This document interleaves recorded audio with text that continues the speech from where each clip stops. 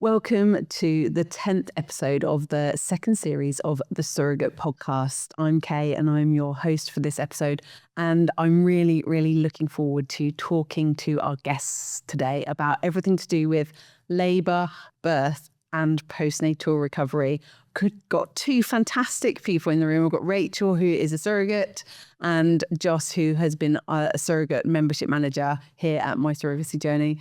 And we're going to just delve into all things to do with labour, birth and postnatal recovery.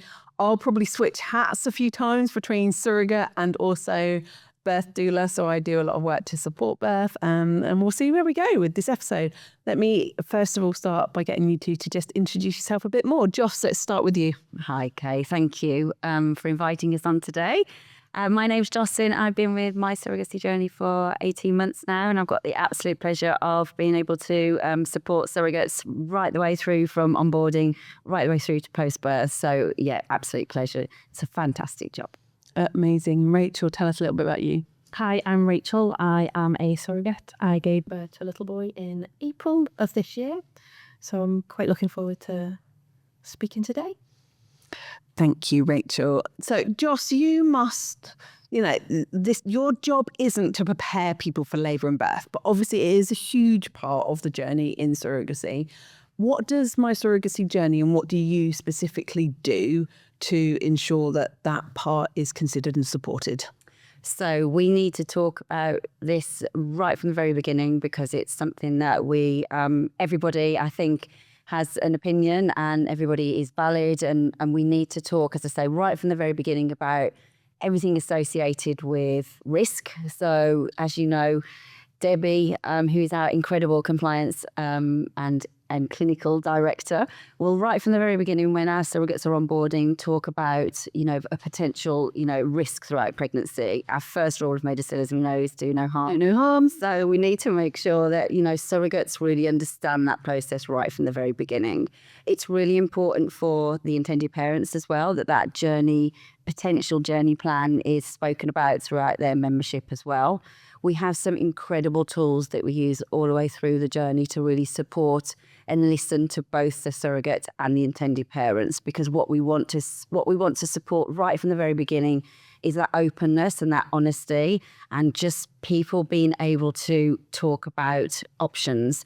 It's really, we'll talk a little bit more, I'm sure, in a bit, just about, anything that potentially doesn't go to plan. And, again, like I said, right from the very beginning, we have to really encourage and support open and honest conversations. And that includes certain things around your previous pregnancies, if you've had them, doesn't it, in terms of the surrogacy criteria? Do you want to just touch a little bit on that? So there's certain caveats, aren't there, in terms of whether you can become a surrogate? Yeah, sure. So it's really important that we recognise, again, like from risk, if you have had a pregnancy before, we talk about whether it's a vaginal birth or whether it's a C-section. So we actually, and Debbie will do the consultation at the beginning, but any more than 2 C-sections, and we will potentially have a deeper conversation about whether there's any risk to that surrogate. So we need to make sure, and as I say, right from the very beginning, Debbie will have that really sort of detailed, I'm sure Rachel probably remembers it, that detailed conversation with our surrogates to make sure that criteria, if you like, is matched, because we want to make sure, first and foremost, that our surrogates are protected and supported throughout that journey, yes. Absolutely. Thank you. It's really clear to have that set out.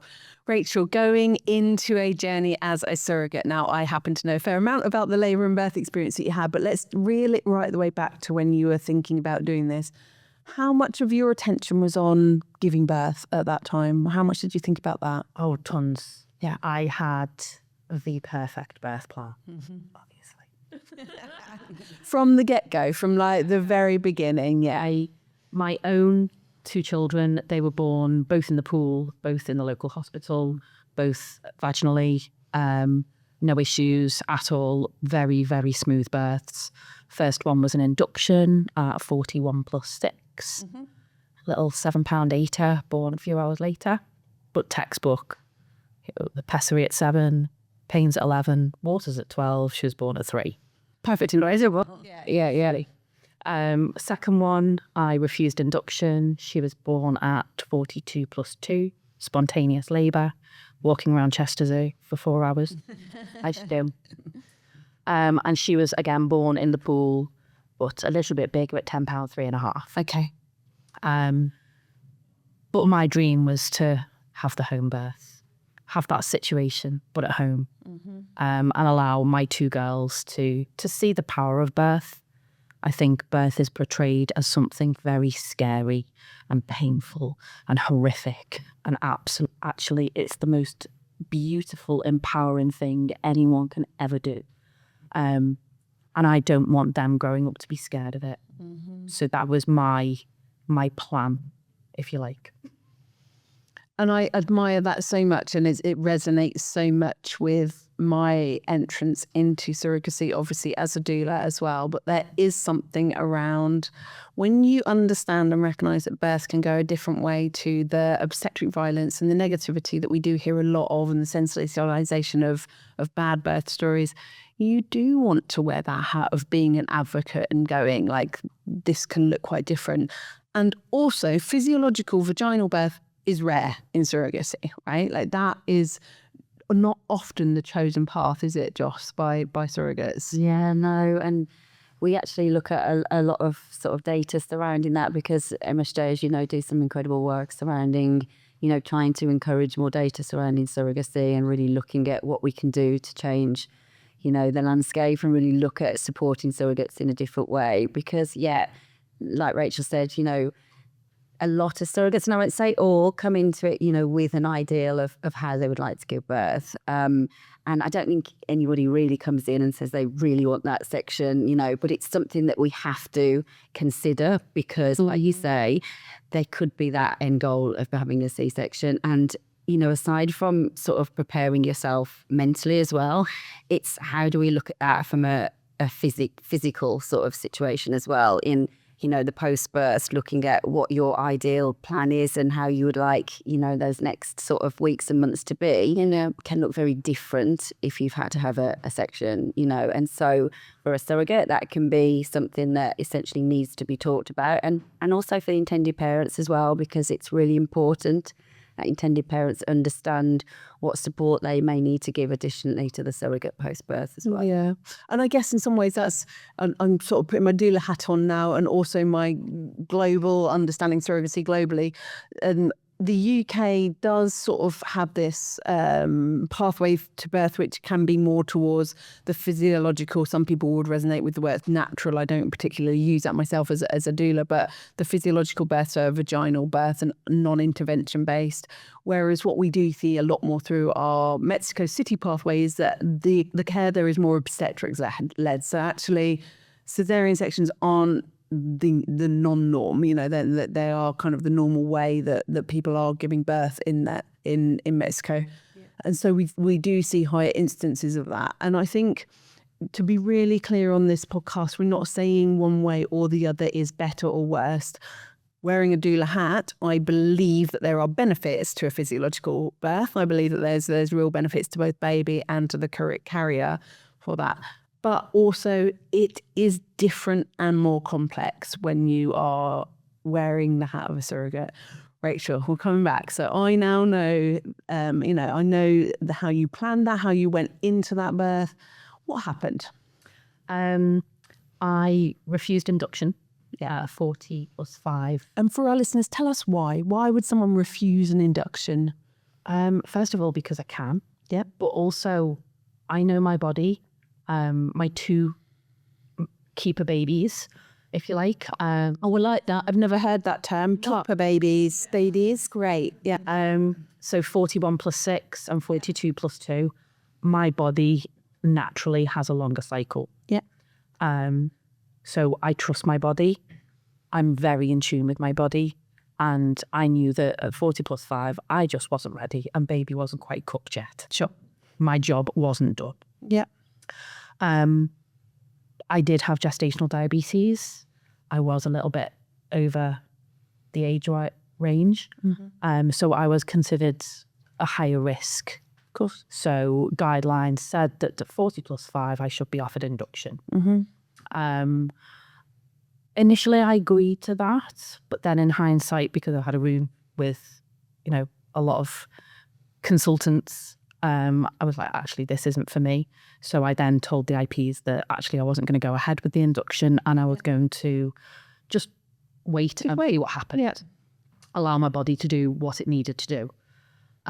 We were in a lot of conversations with consultant midwives, and the IPs then asked if I could go for daily monitoring and twice weekly placental checks and fluid checks, which I agreed to. Daily was a lot though. There was definitely times when I was up there for 2, 3, 4 hours at a time. So it was an awful lot, but baby was fine, kicking away, feeling movements. He was a mover. Yeah. I was getting beaten up minutely. So, you know, I knew there was no issue there. Obviously, as the days turned into weeks, everyone was getting a bit more frantic, a little bit more, what's going to happen? The heat dialed up quite a lot, yeah. Yeah, the stress factors definitely crept in. But me in myself, I was fine, and baby was fine. Yeah. On the Saturday, 26th of April, I went in for my daily monitoring, and baby's heart rate kept dipping a little bit. So carried on some monitoring. They went to see one of the doctors, and they were like, actually, we want to monitor a little bit more. And so they sent me up to labour ward. Yep. They phoned the IPs because they had to make a very long journey, 140-mile journey just to say, you know, start to head up. Nothing's happening yet, but baby's okay. We just want to make sure that everything is okay. Yeah. So with that, I went up to labour ward. Baby's heart rate stabilised, of course. So I then asked what were next steps. They said, well, we'll look at inducing you, but we'll see, because if baby's heart rate keeps dipping like this, then it will be section, which was my worst nightmare. I then had to figure out what I was doing with my children. Yeah, because you hadn't planned to give birth that day. No, absolutely not. Didn't have a bag packed, you know, didn't have anything. It was Saturday night, so the kids were meant to be with me. So I had to make other arrangements and get their school uniforms to their dads and faff around and run home and do all sorts of bits, and then go back to the hospital. And then, so I think I got there at 1 o'clock that day. The IPs arrived at about 9:30 that night. And at this point, you hadn't been induced, so you were just sort of waiting at this point. I had refused an vaginal examination throughout all of my pregnancy. And at this point, I thought, well, do you know what? Let's see if anything has started. Just give in. Absolutely nothing. Bishop. Just for our listeners, a vaginal examination at that point would tell you how dilated you were, so how far along you are if you're in labour at all at that point. So what you're saying is, at the point you had a vaginal exam, there was no evidence that you're actually in labour. Wasn't in labour at all. Yeah. So the consultant, I think it was the surgeon, she said that she thought there'd be meconium in the waters, so they'd recommend the section. Yeah. And I think it was at that point then that I sort of, my brain fog glazed over. Yeah. I remember the midwife saying, oh, I'm just going to take some blood out of you. And with that, there was a cannula in my hand, and then I'm being spoken to about risks of surgery and all sorts. So yes, it was quite a scary time, because I've never had surgery in my life. I kind of want to just pause here as well for our listeners and say, kind of just point to and acknowledge. I know we'll talk about this more, Rachel, but acknowledge that that moment in time when it is your baby compared to when you're on a surrogacy journey is so different. Because if you're there making decisions around what am I doing with the calculated risk that I've been told about. And I know this, my first pregnancy was induced at 43+3. So very, very much know the language that consultants come in. But when you're making that decision as a single person or with your partner around yourself and the health and the life of your baby, you are in a bubble of your own making, like it's still hard, not ever dismissing that. It's really, really hard. But here you are making that decision not about your baby. And it's a completely different dynamic, isn't it? Then, so yeah. I would have done so much less if it was my own baby. Yeah. Definitely wouldn't have been up the hospital daily. Yeah. So yes, I did so much more. The fact that the baby wasn't mine, I wanted to make sure this baby came out. You've come so far, and you are the hope and the beacon to these people's fertility journey. Yeah, of course. Yes, it was a big turmoil, if you like. In my head was saying one thing, my heart was saying something different. Mm-hmm. So it was really, really difficult. It was just hard. The next thing, half 10, the decision was made. We're going to go down for section. My partner was there and intended mum, and they'd already agreed that should it go to section, then I was allowed both people in with me. Yep. So got wheeled in. Section happened. I cried through the whole thing. Mm-hmm. And baby was born at 20 past midnight. A nice little £9.14.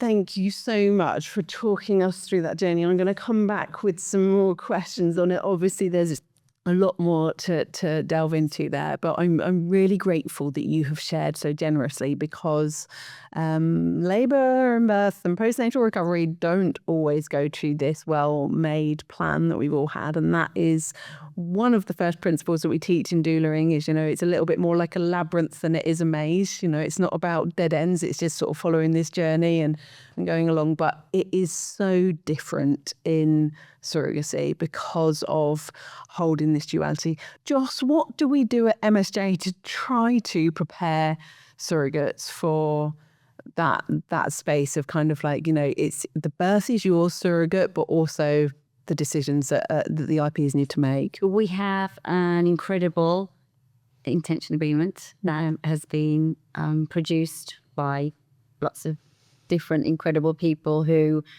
essentially we've set out questions that are very thought-provoking, that maybe at the very beginning of a journey nobody really wants to sort of talk about the risk and the what-ifs and everything. And I think our intention agreement particularly is quite lengthy, and intended parents and surrogate and partner will sit down and discuss.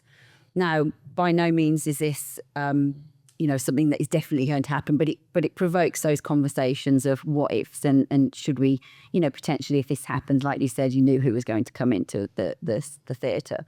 So we have that support as well. But going through, and I remember Rachel's journey and going through the particularly the latter part of the journeys, that communication, that support with MSJ. I think because I work so very incredibly close with Sophie, who supports the intended parents. And let's face it, there are lots of emotions. There are lots of emotions from intended parents, from surrogates, family members, and just everybody wanting the best thing. Mm-hmm. So for Sophie and I to keep that communication sort of flowing, and, Rachel and I spoke weekly about, what her challenges were and just any support that we could give. Essentially, it's just about having, and Rachel, you had so much support as well from your sort of friends and family, and I know you're very well supported. But just to know that someone else is in your corner and just supporting you, I think is really important from an organisation point of view, because like we said, it doesn't always go to plan, and that's not ideal, obviously. But, I think just having conversations about it throughout the journey is so incredibly important. Absolutely. And I think I've said on other episodes that sometimes part of that as a surrogate is thinking about, do I want to birth this baby in the same way that I would birth if it were my own baby? Because the assumption sometimes is yes, but actually on one of the episodes we were talking with Emiliana, who runs the Mindful Birth group, who had physiological vaginal home births, I think, with her first two babies, her keeper babies. Thank you, Rachel, for that terminology. But chose to have an elective cesarean section. for her surrogacy journey, because of the knowledge that for her IPs that would give them more control, and that was kind of part of it. And I think that is something I would say to listeners is your desires for birth don't necessarily have to mirror what you would do if it were your own child in surrogacy. And also I'd raise the flag of the birth is yours, and my real hope, having got to know Rachel over the last few months, is that actually this is your kind of your moment, that this not to silver line the sadness of how your birth story went, but I think this is your propelling force. I actually think we have a doula in the room who's going to come out shining from this after she's stepped into that role and supporting other people and being a real advocate around birth. But let's come back to what that felt like then, So birth has happened, baby's born, baby's with IP. So what's been the journey for you since then in terms of your own integration of a journey that didn't go the way that you planned it to? It's been difficult. I'm not going to lie. It has been a really, really tough journey. I've had a lot of sadness. Yeah. But also a lot of gratefulness.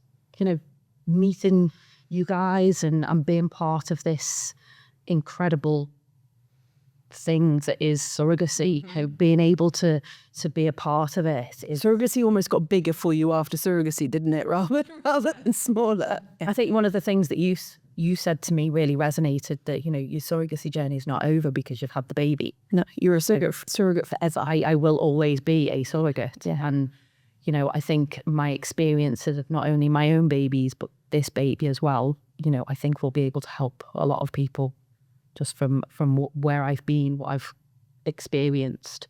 Yeah. So I think now it's more about focusing on me. Yeah. Just healing. Absolutely.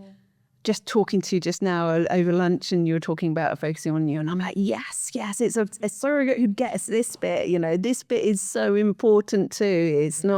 It doesn't end at the point that you have done labour and birth. It's like this continued postnatal recovery of go on your holiday, get back into your body, do all this fitness stuff is actually also part of your surrogacy journey. Yeah. Yeah.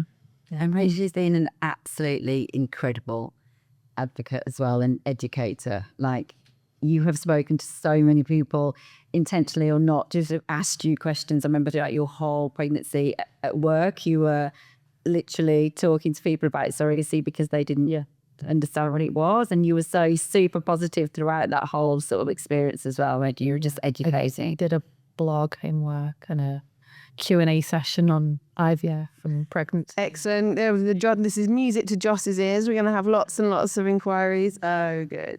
Yeah. So there's so much, isn't there? I could sit and talk about planning and how labour and birth and postnatal recovery occur for different people and different carriers for probably 10 years. So let's, we've got a half-hour podcast, so trying to wrap that up. I guess for me, a key takeaway is for surrogates to think about the kind of birth you need for surrogacy. And that might look different to the kind of birth that you need if it were your own child.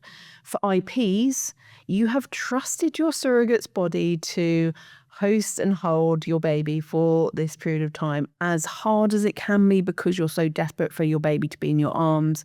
I think key takeaway for me for IPs is continue to trust your surrogate, because actually often around pregnancy and birth, they are the person that knows their own body best, and continuing that trust for a little bit longer is a really key thing. The pressure from consultants and midwifery can be quite challenging in higher risk pregnancies, and allowing your surrogate to feel trusted is absolutely key to good birth outcomes. Joss, what's your key takeaway? Having a voice, I think, like Rachel said, for surrogates, and you said, your body, your voice, you have to be able to, and it's not necessarily easy for everybody to push back on medical experience, and you can feel quite overwhelmed when there's a lot of people telling you what to do. Having a voice and keep that communication path open with intended parents, from intended parents and surrogates. It works both ways. Intended parents, like you said, need to understand and trust and take value and stock in the surrogate's opinion as well, because I think that goes a long way. And then just post-birth, Rachel, you are incredible. Like, you are absolutely incredible. And, you know, you should be told that every day. You've done such an incredible thing. Look after you now and do what's best for you, which I know I'm very, very good at. So well done. Rachel, the one that I'm looking forward to the most, key takeaway, what is it for you? Couple of things. I think control is a massive thing during surrogacy. Yeah. The intended parents have to give up that control, and that can be quite scary for them. Yeah. But they need to trust the process, because the surrogate hasn't gone into this just for the hell of it. Yeah. You know, they've actually really thought about this, and you know, they're in this for the long run, and they're in this for the right outcome as well. So yes, losing a bit of control can feel a little bit strange, but also just trust them. Yeah. And the last thing, I think, what you said there about having a different birth for surrogate baby, I think that's one for me to take away. Yeah. I like it. Fabulous. Thank you, both of you, so much. Rachel, in particular, for sharing a really vulnerable birth story, but also for being the woman that you are and advocating so much for surrogacy. And none of us cried, which is amazing. We managed to get there. Thank you so much. Really, really amazing episode. And thank you to all of our listeners and everyone who is planning their own labour, birth and postnatal recovery at the moment. If this episode touched you and you'd like to find out more about my surrogacy journey and our completely unique surrogate membership, please head over to our website, www.mysurrogacyjourney.com, or follow us online on Instagram at official My Surrogacy Journey. If you love this episode, then please subscribe to the series, because we're going to have episodes coming out weekly. We can't wait for you to tune in and follow us. Thanks for listening.